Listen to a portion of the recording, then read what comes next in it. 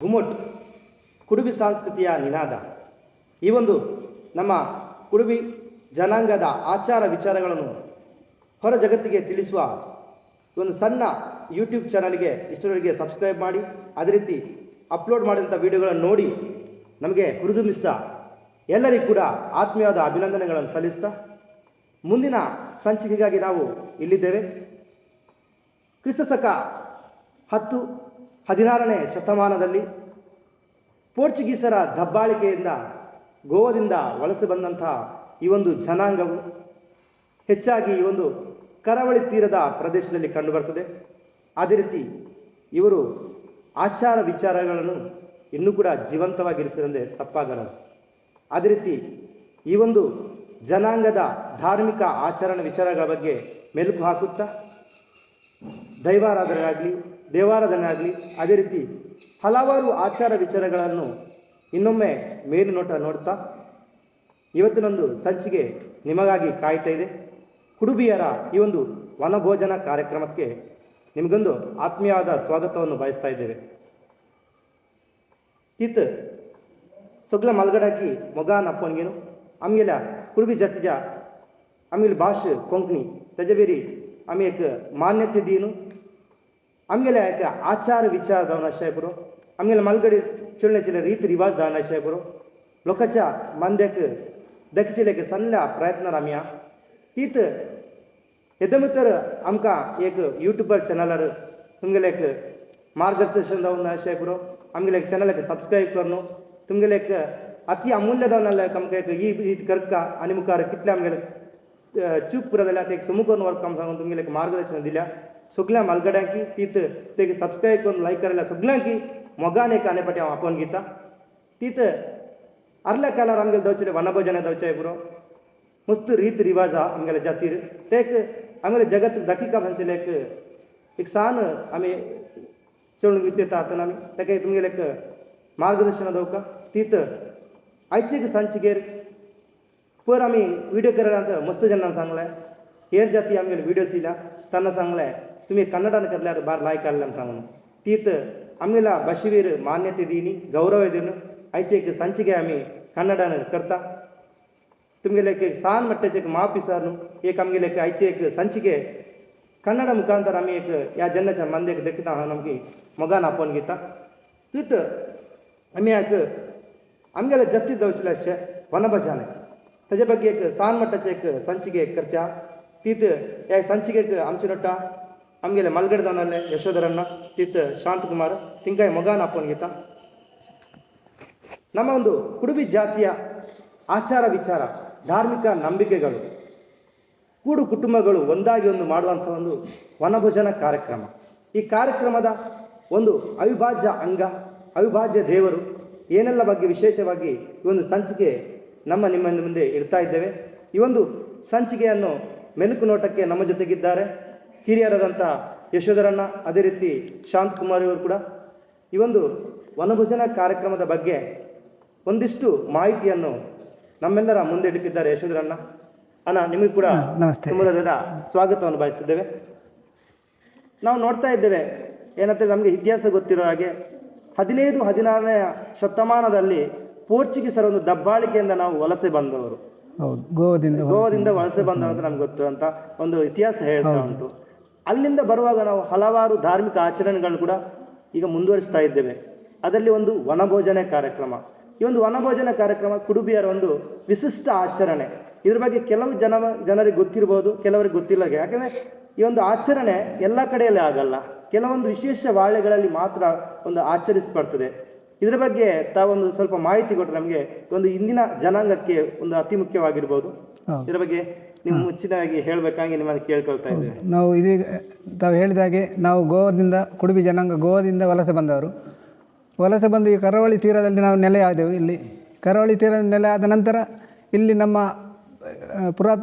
ಪುರಾತನದಿಂದ ನಾವು ಆಚರಿಸಿಕೊಂಡು ಬಂದಂಥ ಕಾರ್ಯಕ್ರಮ ಸಂಸ್ಕೃತಿ ಅದನ್ನೆಲ್ಲ ನಾವು ಬಿಟ್ಟುಕೊಡುವಾಗಿಲ್ಲ ಅದೇ ರೀತಿ ಇಲ್ಲಿ ಕರಾವಳಿ ಭಾಗದಲ್ಲಿ ನಾವು ಬಂದು ನೆಲೆಸಿ ಅಲ್ಲಲ್ಲಿ ನಮ್ಮ ಜನಾಂಗದವರು ಭಾರಿ ಒಂದು ಬಡವರು ಬರುವಾಗಲೇ ಅವರು ಕೂಲಿ ಕೆಲಸ ಮಾಡಿ ತಮ್ಮ ಜೀವನವನ್ನು ನಿರ್ವಹಣೆ ಮಾಡುವವರು. ಅದೇ ರೀತಿ ನಮ್ಮ ಆಚಾರ ವಿಚಾರವನ್ನು ಬಿಟ್ಟು ಬಿಡುವ ಹಾಗಿಲ್ಲ. ಅದೇ ರೀತಿ ನಮ್ಮ ವನಭೋಜನ ಕಾರ್ಯಕ್ರಮವು ಕೂಡ ಒಂದು ನಮ್ಮ ಕುಡುಬಿ ಹಿಂದಿನಿಂದ ನಡೆದುಕೊಂಡು ಬಂದಂಥ ರೀತಿ ಅದು. ಈ ವನಭೋಜನ ಕಾರ್ಯಕ್ರಮವು ನಮ್ಮ ಇಲ್ಲಿ ನಾವೀಗ ಸಿದ್ದಕಟ್ಟೆ ಶ್ರೀ ದುರ್ಗಾಮಮ್ಮಿ ದೇವಸ್ಥಾನ ಸನ್ನಿಧಾನದಲ್ಲಿದ್ದೇವೆ. ಇಲ್ಲಿ ನಾವು ಆಚರಿಸಿಕೊಂಡು ಬರುವಂಥ ಒಂದು ಆಚಾರ ವಿಚಾರನ ನಾವು ಕೆಲವು ವಿಚಾರನ ಹೇಳ್ತಾ ಇದ್ದೇನೆ. ನಮ್ಮದು ಇಲ್ಲಿ ತುಳಸಿ ಪೂಜೆಗೆ ನಾವು ಇಲ್ಲಿ ನಮ್ಮ ಕೂಡುಕಟ್ಟಿನ ರೀತಿಯಲ್ಲಿ ನಾವು ಸೇರ್ತೇವೆ. ತುಳಸಿ ಪೂಜೆಗೆ ಇಲ್ಲಿ ಮಂಡಾರ ಅಂದರೆ ಇಲ್ಲಿ ನಮ್ಮ ವಾಳ್ಯದಲ್ಲಿ ನಾವು ಸೇರ್ತೇವೆ. ಸಾಧಾರಣ 120 130 ಮನೆಗಳಿವೆ. ಈ ಮನೆಗಳೇ ತುಳಸಿ ಪೂಜೆ ನಮ್ಮ ವಾಳ್ಯದಲ್ಲಿ ಮಾತ್ರ ಅಥವಾ ದೇವರ ಮನೆಯಲ್ಲಿ ಹಾಗೆ ಬೇರೆ ಬೇರೆ ಉಂಟು ಬೇರೆ ಮಧ್ಯಾಹ್ನ ಅವರವ್ರ ಮನೆಯಲ್ಲಿ ತುಳಸಿ ಪೂಜೆ ಮಾಡ್ತಾರೆ. ರಾತ್ರಿಗೂ ಇಲ್ಲಿ ದೇವಸ್ಥಾನ ಸನ್ನಿಧಾನದಲ್ಲಿ ಇಲ್ಲಿ ಬಂದು ಇಲ್ಲಿ ಎಲ್ಲರೂ ಸೇರಿ ಒಂದು ತುಳಸಿ ಪೂಜೆ ಮಾಡುವಂಥದ್ದು. ಈ ತುಳಸಿ ಪೂಜೆ ಆದ ನಂತರ ನಾವು ಸೇರಿ ಒಂದು ಮೀಟಿಂಗ್ ಸಭೆಯಾಗಿ ಒಟ್ಟು ಸೇರಿ ಮಾತಾಡ್ತೇವೆ. ಈ ವಿಷಯ ಇದರಲ್ಲಿ ಒಂದು ವನಭೋಜನ ವಿಷಯ ಬರ್ತದೆ. ವನಭೋಜನ ಪ್ರಥಮ ಅಂತ ನಮ್ಮ ಫಸ್ಟಿಗೆ ನಾವು ಸೇರುವಂಥದ್ದು ಒಂದು ವರ್ಷದಲ್ಲಿ ಅದೇ ವನಭೋಜನ. ಮೊದಲ ದೊಡ್ಡ ಕಾರ್ಯಕ್ರಮ ವನಭೋಜನ ಕಾರ್ಯಕ್ರಮ ಇಲ್ಲಿ ವರ್ಷಂಪ್ರತಿ ನಡೀತಾ ಇದೆ. ನಮ್ಮ ಕೂಡುಗಟ್ಟಿನಲ್ಲಿ ಒಂದೇ ವನಭಜನೆ, ಕೆಲವು ಕೂಡುಗಟ್ಟಿನಲ್ಲಿ 2 ವನಭಜನೆ ಇರ್ತದೆ. ಇದು ನಮ್ಮ ಕೂಡುಗಟ್ಟಿನ ಪ್ರಕಾರ ಒಂದು ವನಭಜನೆ ನಾವು ತುಳಸಿ ಪೂಜೆ ದಿನವಿಟ್ಟು ಶುಕ್ರವಾರದ ದಿನ ಬೇಕು. ಅದಕ್ಕೆ ಶುಕ್ರವಾರ ಮಾತ್ರ. ಶುಕ್ರವಾರ ವನಭಜನೆಯಲ್ಲಿ ಪ್ರಾಮುಖ್ಯವಾಗಿ ಯಾವ ದೇವರನ್ನು ನಾವು ಆರಾಧಿಸ್ತೇವೆ? ವನಭಜನೆಯಲ್ಲಿ ನಾವು ಮಮ್ಮಾಯಿ ಅಂದರೆ ಅದರ ಒಟ್ಟಿಗೆ ಕಾಳಭೈರವ ಮಮ್ಮಾಯಿಗೆ ನಾವು ನೋಡಿದ ಪ್ರಕಾರ ನಾವು ಕುಡುಬಿ ಜನಾಂಗದವರು ಜಾಸ್ತಿಯಾಗಿ ಶಿವನ ಆರಾಧನೆ. ಹೌದೌದು. ಅದೇ ರೀತಿ ಇಲ್ಲಿ ಕೂಡ ನಾವು ಮಹಾಮಾಯಿ ಮಹಾಮಾಯಿ ದೇವಿ ರೂಪನೇ ಮಮ್ಮಾಯಿ. ಹೌದು, ಮಮ್ಮಾಯಿಯನ್ನು ಆರಾಧಿಸಿಕೊಂಡು ಬಂದು ಇಲ್ಲಿ 2 ಬಿಂಬ ಮಾಡ್ತೇವೆ ಮಣ್ಣಿನಿಂದ. ಅವತ್ತೇ ಬಂದು ಮಣ್ಣಿನಿಂದ ತಯಾರಿಸಲ್ಪಡುವ 2 ಬಿಂಬಗಳನ್ನು ದೇವರ ಮಮ್ಮಾಯಿ ಬಿಂಬಗಳನ್ನು ಇಡ್ತೇವೆ. ಅದಕ್ಕೆ ನಾವು ಸಾಧಾರಣ ಮಧ್ಯಾಹ್ನ 11 ಗಂಟೆಗೆ ಇಲ್ಲಿ ದೇವಸ್ಥಾನದಲ್ಲಿ ಪೂಜೆಯಾಗಿ ನಂತರ ಅಲ್ಲಿ ವನಭಜನ ಕಟ್ಟೆ ಉಂಟು, ಅಲ್ಲಿ ಗದ್ದೆಯಲ್ಲಿ ಅದು ತೀರದಲ್ಲಿ ನಾವು ನದಿಯ ಮೀನನ್ನೆಲ್ಲ ಹಿಡಿದು ಅದಕ್ಕೆ ಇದು ಮಾಡಲಿಕ್ಕೆ ಉಂಟು. ಮೀನನ್ನು ದೇವರಿಗೆ ಅರ್ಪಣೆ ಮಾಡಲಿಕ್ಕೆ ಹಣ್ಣು ಹಂಪಲೆಲ್ಲ ತರಲಿಕ್ಕೆ ಉಂಟು. ಅದೇ ಆ ಥರ ನಮ್ಮ ಇಲ್ಲಿ ಮಧ್ಯಾಹ್ನ ಪೂಜೆ ಉಂಟು. ತುಂಬ ಜನ ಬರ್ತಾರೆ, ಊರಿನವರೆಲ್ಲ ಬರ್ತಾರೆ. ನಮ್ಮ ಕುಡುಬಿ ಸಮಾಜದವರು ಅಲ್ಲದೆ ಬೇರೆ ಇತರ ಜಾತಿಯವರು ಧರ್ಮದವರು ಬರ್ತಾರೆ. ಎಲ್ಲರೂ ಬಂದು ದೇವರಿಗೆ ಮಮ್ಮಾಯಿಗೆ ಪೂಜೆ ಆಗ್ತದೆ. ಪೂಜೆ ಆದ ನಂತರ ಎಲ್ಲ ನಮ್ಮ ರಾಶಿ ಪೂಜೆ ಅಂತ ಉಂಟು. ರಾಶಿ ಪೂಜೆ ಅಂದರೆ ಇದಕ್ಕೆ ಮಮ್ಮಾಯಿಗೆ ಬಡಿಸಿ ನಂತರ ನಾವು ಅದಕ್ಕೆ ಪೂಜೆ ಆದ ನಂತರ ಪ್ರಸಾದ ರೂಪದಲ್ಲಿ ಎಲ್ಲರಿಗೆ ಅನ್ನ ಸಂತರ್ಪಣೆ ಆಗಲಿಕ್ಕೆ ಉಂಟು. ಅದೇ ರೀತಿ ಅನ್ನ ಸಂತರ್ಪಣೆ ಆದ ನಂತರ ನಾವು ಸಾಯಂಕಾಲ ನಮಗೆ ಗೋಂದಲ ಪೂಜೆ ಆಗಲಿಕ್ಕೆ ಉಂಟು. ಇಲ್ಲಿ ಗೋಂದಲ ಪೂಜೆ ಅಂತ ಹೇಳಿದ್ರೆ ಗೋಂದಲ ಪೂಜೆ ಅಂದರೆ ಮಮ್ಮಾಯಿಗೆ ಒಂದು ದರ್ಶನ ಸೇವೆ ಅಷ್ಟೇ. ದರ್ಶನ ಸೇವೆ. ಅದು ಯಾರು ನಮ್ಮ ಕುಡುಬಿ ಜನಾಂಗದವರೇ ಮಾಡಿದ? ಅಲ್ಲ, ನಾಯಕನವರು ಬಂದು ಅವರನ್ನು ಅವರಿಗೆ ಅವರಲ್ಲಿ ಕೂಡ ಆಗುವ ಕಾರ್ಯಕ್ರಮ. ಹೌದೌದು. ಅದೇ ರೀತಿ ಕೂಡ ಇಲ್ಲಿ ಅವರಿಗೆ ಮುಂಚೆ ನಾವು ಒಂದು ವಾರದ ಮುಂಚೆ ವೀಳ್ಯವನ್ನು ಕೊಡ್ತೇವೆ. ಹೌದು, ವೀಳ್ಯವನ್ನು ಕೊಟ್ಟು ಅವರಿಗೆ ಯಾವನ್ನು ಮಾಡ್ತೇವೆ. ಅವರು ಬಂದು ದರ್ಶನದ ಮುಖಾಂತರ ನಮಗೆ ನಮ್ಮ ಇದು ಸಂಸ್ಕೃತಿಯನ್ನು ಇದು ಮಮ್ಮಾಯಿಗೆ ಆರಾಧನೆ ಹೇಗೆ ಮಾಡೋದು, ಅದರ ಭೈರವೇಶ್ವರನ ಒಂದು ಸೇವೆ, ನರ್ತನ ಸೇವೆ ಒಂದು ಹೌದೌದು. ಭೈರವೇಶ್ವರ ಅದೇ ಅವರೇ ನಾಯಕರು.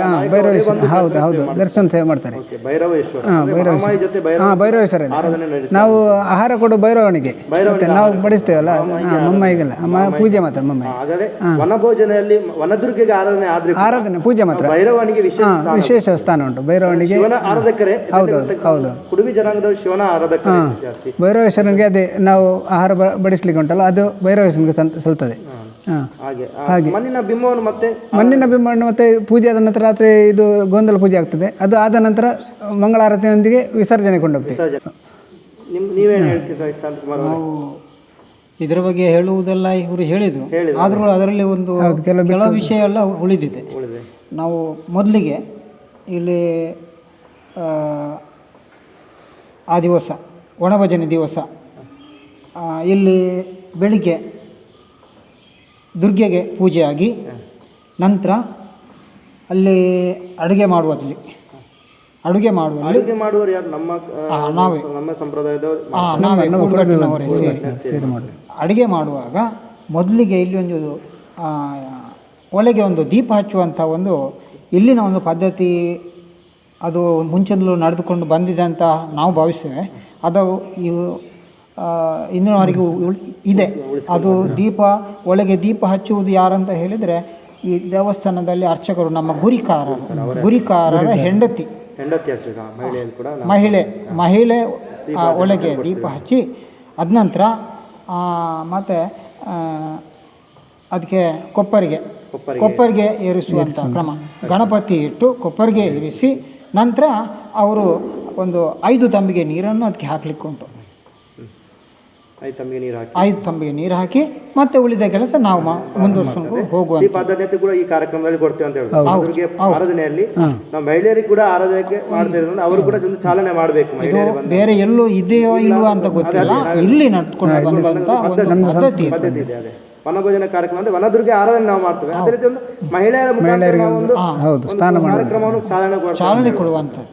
ಯಾಕಂದ್ರೆ ನಾವು ನೋಡಿದ್ರೆ ಕುಡುಬಿಯರೆಲ್ಲ ಸರಿಯಾಗಿ ನೋಡಿದ್ರೆ ಎಲ್ಲ ಪುರುಷ ಪ್ರಧಾನವೇ ಆಗಿದೆ. ಆದ್ರೆ ಒಂದು ಕಾರ್ಯಕ್ರಮದಲ್ಲಿ ಒಂದು ಮಹಿಳೆಯರಿಗೆ ಕೂಡ ಸ್ಥಾನವನ್ನು ಕೊಟ್ಟಿದೆ ಅಂತ ನೀವು ನಾವು ಕೊಡುವುದಂತಲ್ಲ, ಅದು ಹಿಂದಿನಿಂದ ವಾಡಿಕೆ ಹಾಗೆ. ಅದು ನಾವು ವನದುರ್ಗೆಗೆಲ್ಲ ಆರಾಧನೆ ಮಾಡೋಗೆಲ್ಲ ಕಾಡಿನಲ್ಲಿ ಅಂತ ಗೆಡ್ಡೆ ಗೆಣಸುಗಳನ್ನೆಲ್ಲ ಮಾಡ್ತಾ ಇದ್ವಿ. ಅದೇ ರೀತಿ ಮೀನು ಹಿಡಿದು ನದಿ ತೀರದಲ್ಲಿ ಮೀನು ಹಿಡಿದೆಲ್ಲ ನಾವು ನದಿ ಆಕ್ಚುಲಿ ಇದನ್ನ ಹೇಳುದು ಅಂತ ಅಂದ್ರೆ ನಮ್ದು ನದಿ ತೀರದನೇ ಪೂಜೆ ಅಂತ ಹೇಳಿ ನದಿ ತೀರದಲ್ಲಿ ನಡೆಯಬೇಕು ಸಂಜೆ ಹೊತ್ತಿಗೆ.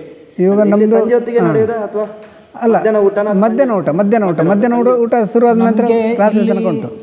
ಇಲ್ಲಿ ಒಂದು ವಿಶೇಷತೆ ಅಂತ ಹೇಳಿದರೆ ಬೇರೆ ಕಡೆ ಮಾಡಿದ ಹಾಗೆ ನಮಗೆ ಮಾಡಲಿಕ್ಕೆ ಆಗೋದಿಲ್ಲ. ಯಾಕಂತ ಹೇಳಿದರೆ ನಮ್ಮ ಇಲ್ಲಿ ಸಿದ್ದಗಟ್ಟೆ ಪರಿಸರದಲ್ಲಿ ಬೇರೆ ಬೇರೆ ಸಮಾಜದವರು ಈ ಸ್ಥಳಕ್ಕೆ ಭಕ್ತಿಪೂರ್ವಕವಾಗಿ ಬರ್ತಾರೆ. ಬರುವಾಗ ಅವರಿಗೆ ಆ ಊಟದ ಹೊತ್ತು, ಆ ಹೊತ್ತಲ್ಲಿ ನಾವು ನಮ್ಮ ಹಿಂದಿನಲ್ಲೂ ಬಂದಂಥ ಪದ್ಧತಿಯನ್ನೇ ಅದು ಉಳಿಸಬೇಕು, ಅದನ್ನು ಬೆಳೆಸಲೇಬೇಕು.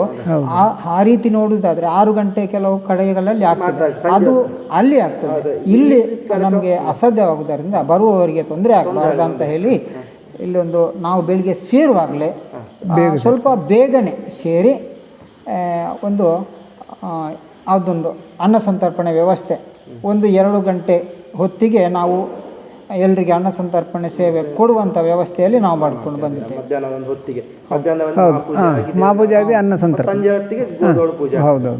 ಮತ್ತು ಇಲ್ಲಿ ಅನ್ನ ಸಂತರ್ಪಣೆ ಅಂತ ನಾವು ಕೂಡುಗಟ್ಟಿನವರು ಅಕ್ಕಿ, ಮನೆಯಲ್ಲಿ ಬೆಳೆಸಿದಂಥ ತರಕಾರಿ ಅದು ಎಲ್ಲ ಮನೆಯವರು. ಅದೇ ಕೆಲವರು ಮಾಂಸಾಹಾರ ಮಾಡಲ್ಲ, ಕೆಲವರು ಮಾಂಸಾಹಾರ ಮಾಡಲ್ಲ. ಮೀನನ್ನು ನಾವು ಮಾಡುವಾಗ ಮಾಂಸಾಹಾರ ಮಾಡಲ್ಲ, ಹಾಗೆ ತರಕಾರಿ ತರಕಾರಿ ಒಂದು ಕಾಲದಲ್ಲಿ ಇತ್ತಂತೆ ಅದು ಮಾಂಸಾಹಾರ ಬೇಟೆ ಆಡಿ ಮುಂಚಿನವರು ಮಾಡ್ತಾ ಇದ್ರು. ಈಗ ಮೀನನ್ನು ನಾವು ನದಿಯಲ್ಲಿ ಕಾಡಲ್ಲಿ ಮೀನು ಸಿಗ್ತದೆ, ಅದನ್ನ ದೇವಿಗೆ ಅರ್ಪಣೆ ಮಾಡೋದು ನಾವು ಭಕ್ತಿಪೂರ್ವಕ. ಅದು ದೇವಿಗೆ ಅಂತ ಅಲ್ಲ, ಅಲ್ಲಿ ಅದೊಂದು ಭೈರವೇಶ್ವರನಿಗೆ ಆರಾಧನೆ ಮಾಡ್ತೇವೆ. ಬೇರೆ ವಿಶೇಷಗಳಾಗ್ತದೆ ಈ ಸನ್ನಿಧಿಯಲ್ಲಿ. ಅದೇ ಮತ್ತೆ ಊಟ ಆದ ನಂತರ ಇಲ್ಲಿ ನಮ್ಮ ಸನ್ನಿಧಾನಕ್ಕೆ ಬರ್ಲಿಕ್ಕಿಲ್ಲ.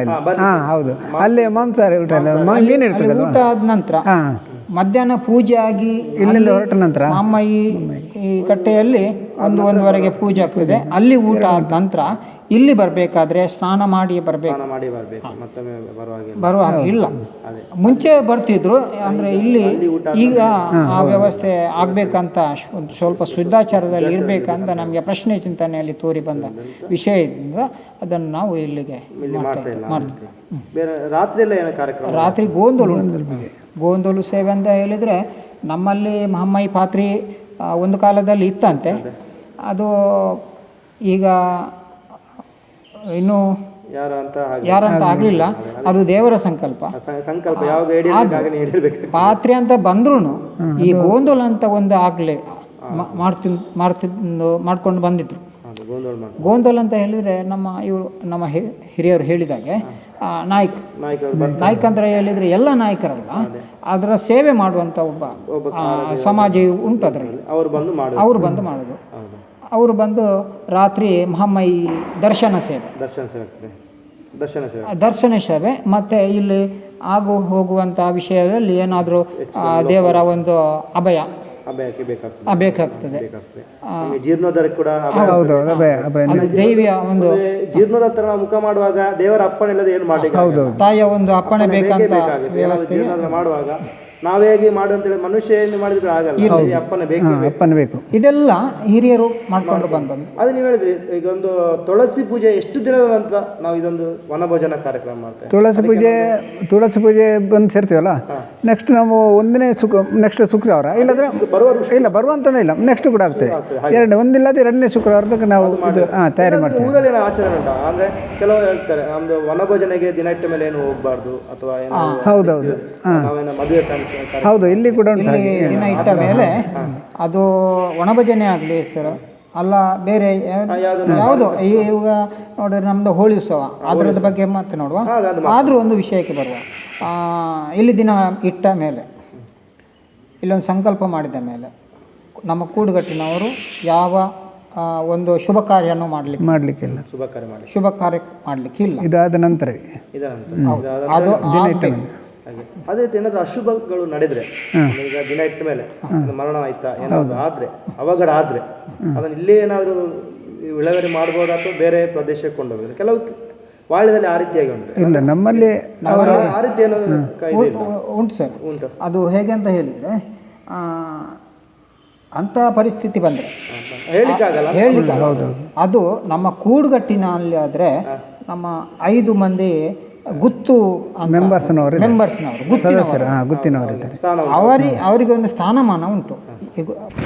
ಈ 7 ಮಂದಿಯ ಒಳಗೆ 7 ಮಂದಿಯವರಿಗೆ ಏನಾದರೂ ಒಂದು ಅಂದರೆ ಅಂಥ ಒಂದು ವಿಷಯ ಅಂದರೆ ಆದರೆ ಅದು ಸ್ವಲ್ಪ ಮುಂದಕ್ಕೆ ಹೇಳುವಂಥದ್ದು, ಈ ಕಾರ್ಯಕ್ರಮವನ್ನು ಮುಂದುವರಿಸೋದು. ಈ ಒಂದು ಕಾರ್ಯಕ್ರಮ ಮಾಡುವವರು ಯಾರು ಅಂದರೆ, ಈಗ ಒಂದು ವನಭೋಜನೆ ಕಾರ್ಯಕ್ರಮ ಗುರಿ ಕಾರ್ಯ ಮಾಡುವ ಅಥವಾ ಆ ಒಂದು ನೀವು ಹೇಳಿದ್ರೆ 7 ಜನ ಒಟ್ಟು ಸೇರಿ ಮಾತ್ರ ಅವ್ರಿಗೆ ಏನೋ ಗುರಿಕಾರರು, ಎರಡನೇ ಗುರಿಕಾರರು ನಿಂತು ಮಾಡಿಸುವುದು. ಹೌದು, ಎಲ್ಲ ನಿಂತು ಮಾಡುವ ಒಂದು ಪ್ರಾಮುಖ್ಯತೆ. ಇಲ್ಲೇ ಪೂಜೆ ಮಾಡುವವರು ಗುರಿಕಾರ ಇದೆ.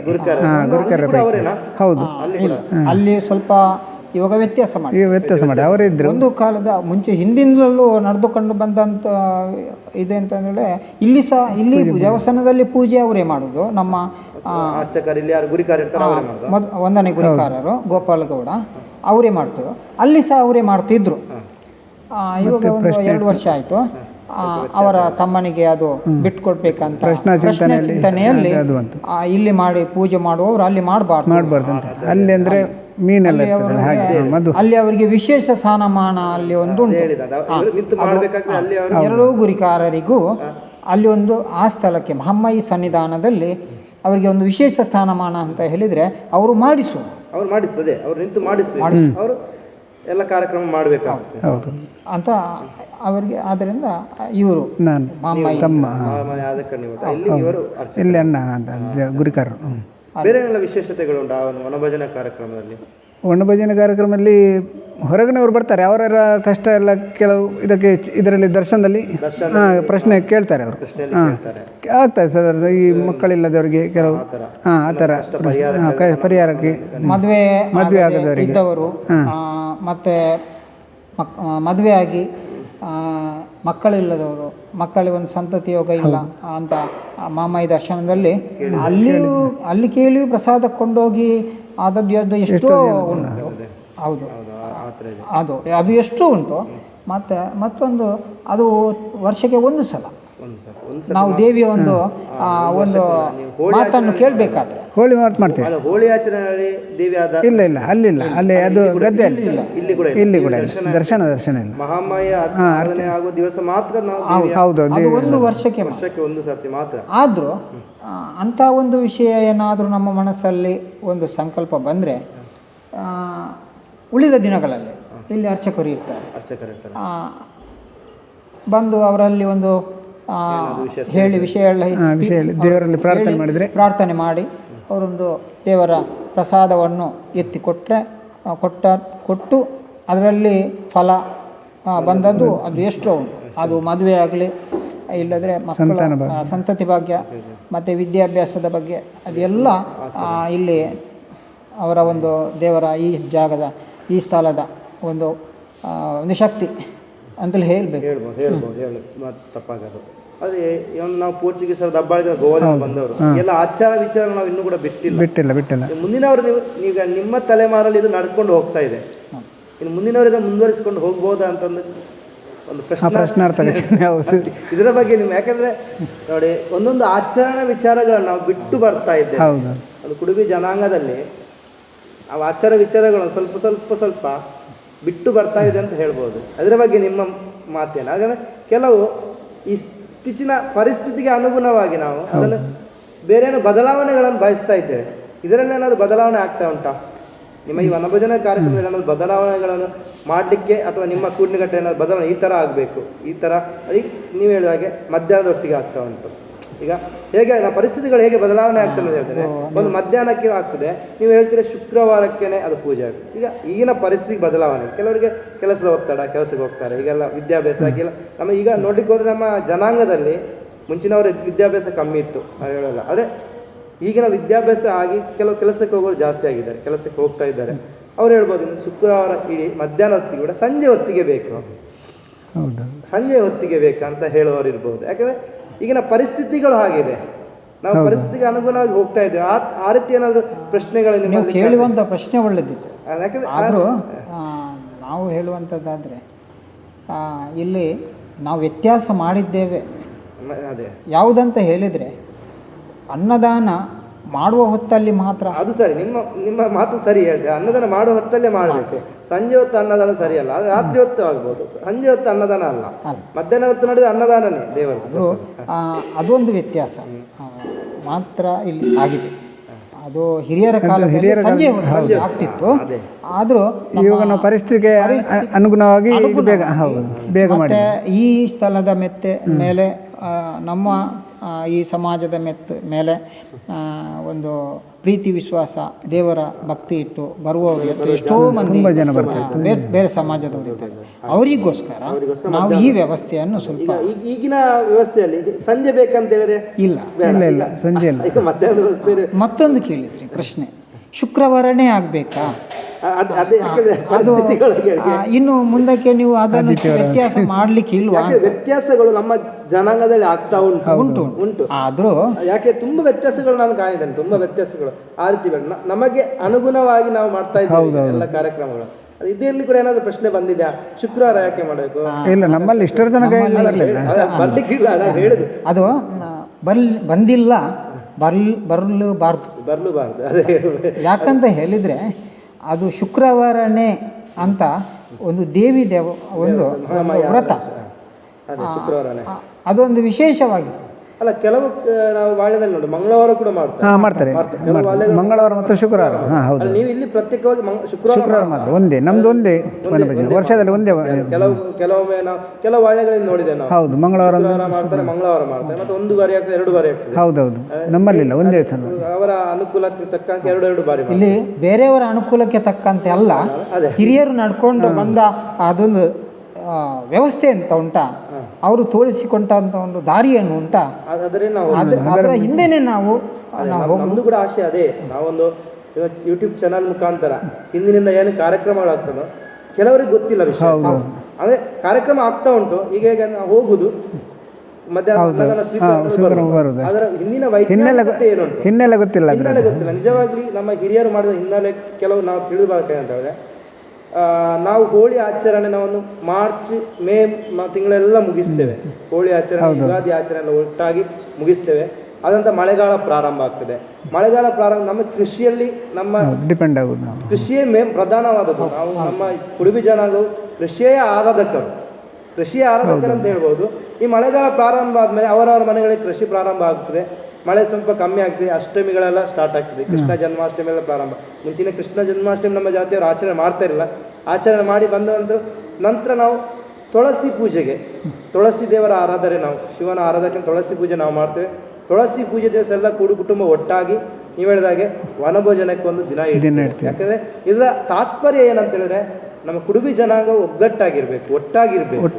ನಮ್ಮ ಆರಾಧನೆ ನೀವು ಮಾಡ್ತೀರಿ ನೋಡಿ, ನೀವು ಹೇಳಿದ್ರಿ ಒಂದು ಹೋಳಿ ಆಚರಣೆ. ಯಾಕಂದರೆ ಕೆಲವು ವಾಳ್ಯದಲ್ಲಿ ವನಭೋಜನ ಕಾರ್ಯಕ್ರಮ ಇಲ್ಲ, ಒಂದು ಜಾಸ್ತಿ ವಾಳ್ಯಗಳಿಲ್ಲ, ಹಂಗೆ ತಿಳಿದಾಗಿ ಜಾಸ್ತಿ ವಾಳ್ಯಗಳಿಲ್ಲ, ಇಲ್ಲದೇ ಉಂಟು. ಕೆಲವು ಸ್ವಲ್ಪ ಈಗ ನಾವು ನೋಡಿದ್ರೆ ಇಲ್ಲಿ ಸಿದ್ದಗಟ್ಟೆಯಲ್ಲಿ ನಮ್ದೊಂದು ಮುಚ್ಚೂರು ಕಾಲದಲ್ಲಿ ಮಾಡ್ತೇವೆ. ಅದೇ ರೀತಿ ನಮ್ದು ನೀರ್ಕೆರೆಯಲ್ಲಿ ಕಿಂಡೇಲಲ್ಲಿ ಮಾಡ್ತೇವೆ. ಹಾಗೆ ಕೆಲವು ವಾಳೆಗಳಲ್ಲಿ ಮಾತ್ರ ನಾವು ವನಭೋಜನ ಕಾರ್ಯಕ್ರಮ ಮಹಾಮಾಯಿ ಆರಾಧನೆ ಮಾಡ್ತೇವೆ. ಕೆಲವು ವಾಳೆದಲ್ಲಿ ಮಾಡಲ್ಲ, ನಮ್ಮ ಕೊಂಪದ ವಾಳೆದಲ್ಲಿ ಇಲ್ಲ. ಅದೇ ರೀತಿ ಕಡಂದಲೆಯಲ್ಲಿ ಉಂಟಾ ಅಂತ ನನಗೆ ಗೊತ್ತಿಲ್ಲ, ನಮ್ಮ ಸರಿಯಾದ ಮಾಹಿತಿ ಇಲ್ಲ. ಕೆಲವು ಕಡೆಗಳಲ್ಲಿ ನಾವು ವನಭೋಜನ ಕಾರ್ಯಕ್ರಮ ಮಾಡಲ್ಲ. ನೀವು ಅದೇ ಹೇಳಿದ್ರಿ ಮಹಾಮಾಯಿ ಆರಾಧಕರು ಕೂಡ ನೀವು ಇದ್ದೀರಾ. ವನಭೋಜನೆಯಲ್ಲಿ ಬೇರೆ ಎಲ್ಲ ಏನೋ ವ್ಯವಸ್ಥೆಗಳಿರ್ತದೆ? ವನಭಜನೆಯಲ್ಲಿ ಭಜನೆ ಭಜನೆ ಉಂಟು. ಹೌದೌದು, ರಾತ್ರಿ ಅದು ಬಿಟ್ಟು ಭಜನೆ ಉಂಟು. ದೊಂದಿಡುದು ದೊಂದಿಡ ಭಜನೆ ಉಂಟು ಗದ್ದೆಯಲ್ಲಿ, ಅಲ್ಲಿ ಅದು ಗದ್ದೆಯಲ್ಲಿ ಹೌದು, ಗದ್ದೆಯಲ್ಲಿ ದೊಂದಿ ದೀಪ ಅಂತ ದೊಂದಿ ದೀಪ ಉಂಟು. ದೊಂದಿ ಇಟ್ಕೊಂಡೆ ನಾವು ಭಜನೆ ಹಾಡಿ. ಅದು ನಮ್ಮ ಜನಾಂಗದವರು ಮತ್ತೆ ಪಾತ್ರೆ ಇರ್ತಾರೆ, ಅವರೊಟ್ಟಿಗೆ ಅವರು ಕೂಡ ಭಜನೆಯಲ್ಲಿ ಪಾಲ್ಗೊಳ್ತಾರೆ. ಹೌದೌದು. ಅಲ್ಲಿ ನೀವು ಅಲ್ಲಿ ನೋಡುವಂಥದ್ದೊಂದು ನಮ್ಮ ಮನಸ್ಸಿನ ಸಂಕಲ್ಪಕ್ಕೆ ಒಂದು ಬರುವಂಥದ್ದು ಒಂದು ಈ ಭೂತಕ್ಕೆ ಮತ್ತು ಒಂದು ಯಾವುದಂತ ಹೇಳಿದರೆ ಅವರು ಪೂಜಾರಿ ದೈವದ್ದು ಅಂತ ಹೇಳ್ತಾರಲ್ಲ, ಮಾಣಿಚಿ ಪಾತ್ರೆ ಅಂತ, ಅವರಿಗೆ ಒಂದು ದೈವ ಅವರ ಇವರು ಬರಬೇಕಾದ್ರೆ ಅವಶ್ಯಕ್ಕೆ ಬರಬೇಕಾದ್ರೆ ಒಂದು ಪ್ರಾರ್ಥನೆ ಮಾಡಬೇಕಂತ ಹೇಳ್ತಾರೆ. ಇಲ್ಲಿ ಆ ವ್ಯವಸ್ಥೆ ಇಲ್ಲ. ಇಲ್ಲಿ ಭಜನೆಯಲ್ಲಿಯೇ ಭಜನೆಯಲ್ಲಿಯೇ ನಾವು ಅವರಿಗೆ ಆವೇಶಕ್ಕೆ ಬರುವಂತ ಮತ್ತೆ ಒಂದು ಎರಡು ಮಾತು ಹೇಳ್ತಾರೆ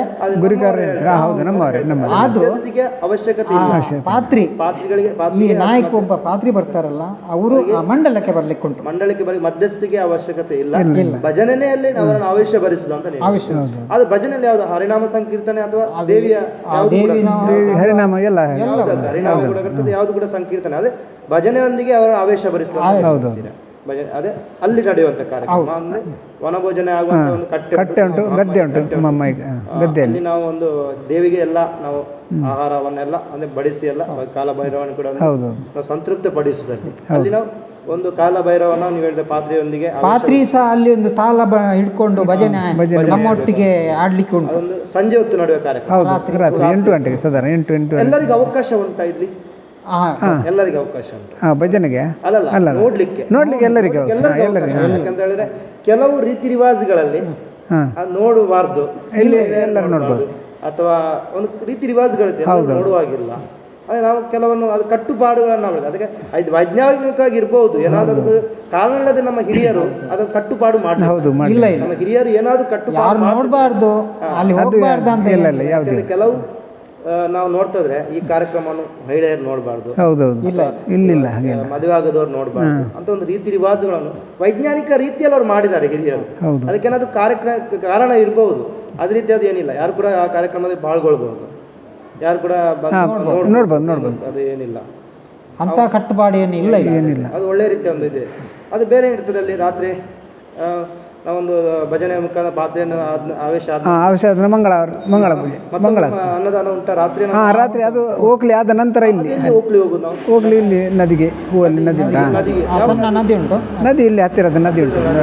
ಮೂರ್ತಿ ಒಂದು ವಿಸರ್ಜನೆ ನೀರು ಇರ್ತದೆ. ಬರುವ ವರ್ಷ ನೆಕ್ಸ್ಟ್ಗೆ ಬರುವಾಗ ನಮ್ಗೆ ಇನ್ನೊಂದು ವರ್ಷ ಬೇರೆ ಮಣ್ಣಿನಿಂದ, ಆವಿ ಮಣ್ಣಿನಿಂದ. ಅದು ಮೂರ್ತಿ ಸಹ ನಾವೇ ಮಾಡೋದು. ಅದು ನಮ್ಮ ಇಲ್ಲಿ ಇವಾಗ ಇಲ್ಲಿ ಕೊಡಂಗಿ ಅವರು ಮಾಡ್ತಾರೆ. ಇಲ್ಲದ್ರೆ ಮೆಂಬರ್ಸ್ ಎಲ್ಲರೂ ಅವರಿಗೆ ಜವಾಬ್ದಾರಿ, ಜವಾಬ್ದಾರಿ ಮಾಡ್ಬೇಕಂದ್ರೆ ಎಲ್ಲರೂ. ಇದರ ಅರ್ಥ ತಾತ್ಪರ್ಯ ಏನಂತ ಹೇಳಿದ್ರೆ ಎಲ್ಲರ ಜೊತೆಯಾಗಿ ಮಾಡಬೇಕು. ಹೌದು, ಒಟ್ಟು ಸೇರಿ ಜೊತೆಯಾಗಿ ಸ್ವಲ್ಪ ಮಾಡಿ ಸ್ವಲ್ಪ ಅಭ್ಯಾಸ ಅವರಿಗೆ ಒಂದು ಪ್ರಾಧಾನ್ಯತೆ ಕೊಡುದು, ಅವರೇ ಮಾಡಬೇಕು. ಯಾಕಂದ್ರೆ ಅವರಿಗೊಂದು ಪ್ರಾಧಾನ್ಯತೆ ಕೊಟ್ಟಾಗ ಅವರ ಕುಟುಂಬ ಸಂಸಾರ ಎಲ್ಲ ಪಾಲ್ಗೊಳ್ತದೆ. ಎಲ್ಲ ಅಷ್ಟೇ. ಹೌದು, ಒಟ್ಟಾಗಿ ಕೆಲವರು ಅಡಿಗೆಯಲ್ಲಿ ಭಾಗವಹಿಸ್ತಾರೆ, ಅಡಿಗೆ ಮಾಡ್ಲಿಕ್ಕೆ. ಗುರಿಕಾರ ಅಂತೇಳಿ ಗುರಿಕಾರ ಮಾತ್ರ. ಹೌದು, ಇಲ್ಲ ಹಾಗೆಲ್ಲ. ರಾಯಭಾರಿ ಅಂತ ಮಾತ್ರ ರಾಯಭಾರಿ ಮಾಡ್ಬೇಕು. ಒಟ್ಟಿಗೆ ಸೇರಿ ಎಲ್ಲರೂ ಒಟ್ಟಾಗಿ ಸೇರಿ ಎಲ್ಲ ಕೆಲಸ ಒಬ್ಬೊಬ್ಬರಿಗೊಂದು ಜವಾಬ್ದಾರಿಗಳು. ಹೌದು, ಅವಾಗ ಏನಾಗ್ತದೆ, ಎಲ್ಲ ಕುಟುಂಬ ಸಂಸಾರ ಒಟ್ಟಾಗಿ ಒಳ್ಳೆ ರೀತಿಯಲ್ಲಿ ಕಾರ್ಯಕ್ರಮ ಆಗ್ತದೆ ಅಂತ ಹೇಳ್ಬೋದು. 2-3 ಸಾವಿರ ಜನ ಬರ್ತಾರೆ ಪೂಜೆಗೆ, ಮಧ್ಯಾಹ್ನ ಪೂಜೆಗೆ. ಹೌದು, ಅನ್ನದಾನಕ್ಕೆ ರಾತ್ರಿ ಕಮ್ಮಿ, ಸ್ವಲ್ಪ ರಾತ್ರಿ. ಹೌದು, ಅಷ್ಟೇ. ಅಂದ್ರೆ ಬೇರೆ ಜಾತಿಯವರು ನಾವು ಬರ್ತಾರೆ ರಾತ್ರಿ ಕೂಡ ಬರ್ತಾರೆ. ಕೆಲವು ಪಾತ್ರೆ ಕೇಳಲಿಕ್ಕೆ, ಪ್ರಶ್ನೆ ಕೇಳಲಿಕ್ಕೆ, ಚಿಂತನೆ ಮಾಡ್ಲಿಕ್ಕೆ ಬರ್ತಾರೆ. ಅವರೇ ಮತ್ತೆ ವರ್ಷಂಪತಿ ಬದಲಾವಣೆ ಮಾಡ್ತೇವೆ. ಹೌದು, ಅವರೇ ಆಗ್ಬೇಕಂದ್ರೆ ಆ ನಾಯಕ ಇಲ್ಲ ಮಾಡ್ಬೋದು, ಅವರ ಅದೇ ಸಮಾಜದವರು ಆಗ್ಬೇಕು. ಸಮಾಜ ಅದೇ ಆಗಿರ್ಬೋದು, ಆದ್ರೆ ಅವರ ಕುಟುಂಬಸ್ಥರೇ ಆಗ್ಬೇಕು ಅಥವಾ ಬೇರೆ ಪಾತ್ರೆ ಹೇಳುವ ಬೇರೆ ಪಾತ್ರೆ ಕಳಿಸ್ಬೋದು. ಅಲ್ಲ, ಕೆಲವೊಂದು ಈ ಸಲ ಒಬ್ರು ಬಂದಿದ್ರು, ಇವರದ್ದು ಏನು ಅಷ್ಟೊಂದು ಇದಿಲ್ಲ, ಬೇರೆ ಮಾಡ್ಬೋದು. ಕಮಿಟಿಯಲ್ಲಿ ಏನಾದ್ರು ಅದು ವ್ಯತ್ಯಾಸ ಆಗಿದೆ, ಬದಲಾವಣೆ ಮಾಡಬೇಕು ಅಂತ ಹೇಳಿದರೆ ಬೇರೆ ಎಲ್ಲಿಯಾದರೂ ಇನ್ನು ಮುಂದಕ್ಕೆ ನಿಮ್ಮ ಪಾತ್ರೆಯವರು ಆಗುವ ಅದು ದೇವರ ಸಂಕಲ್ಪ, ಆದ್ರೆ ಒಳ್ಳೇದು. ಆಶಯ, ಅದು ನಿಮ್ಮ ಆಶಯ ನಮ್ಮಲ್ಲಿ ಆದ್ರೆ ಒಳ್ಳೇದು. ನಮ್ಮವರೇ ನಮ್ಮ ಮುಂಚೆ ನಮ್ಮಲ್ಲೇ ಇದ್ರು, ನಮ್ಮಲ್ಲಿ ಇದ್ರು. ಅದು ದೇವರ ಸಂಕಲ್ಪ ಏನಂತ ಹೌದು ಗೊತ್ತಿಲ್ಲ ಅದೇ. ಈಗ ಮೀನು ಹಿಡಿದು ಯಾವಾಗ ಅಂದ್ರೆ ನೀವು ದಿನ ಇಡ್ತೀರಾ? ಹೌದು, ಹೋಗುವ ಮುಂಚಿನ ದಿವಸ ಅದೇ ದಿನ ಬೆಳಿಗ್ಗೆ ಸ್ವಲ್ಪ ಮಂದಿ ಹೋಗುದು, ಅದೇ ದಿನ ಮೀನು. ಹೌದು, ಸ್ವಲ್ಪ ಮಂದಿ ಹೋಗುದು, ಸ್ವಲ್ಪ ಮಂದಿ ಇಲ್ಲಿ ಅಲ್ಲ, ಮೀನನ್ನು ಈಗ ನದಿಯ ಮೀನನ್ನೇ ಬಳಸ್ತೀರಾ ಅಥವಾ ಬೇರೆ? ಇಲ್ಲ, ಬೇರೆ ಮೀನು, ಸಮುದ್ರ ಮೀನನ್ನು ಕೂಡ ತರ್ತೀವಿ. ಇದು ಕಮ್ಮಿ ಆಗ್ತದೆ ಅಲ್ವ, ಹಾಗೆ. ಪರಿಸ್ಥಿತಿ ಅದೇ ಬದಲಾವಣೆ, ಸ್ವಲ್ಪ ಬದಲಾವಣೆ, ಸ್ವಲ್ಪ ಬದಲಾವಣೆ ಮಾಡ್ಬೇಕು.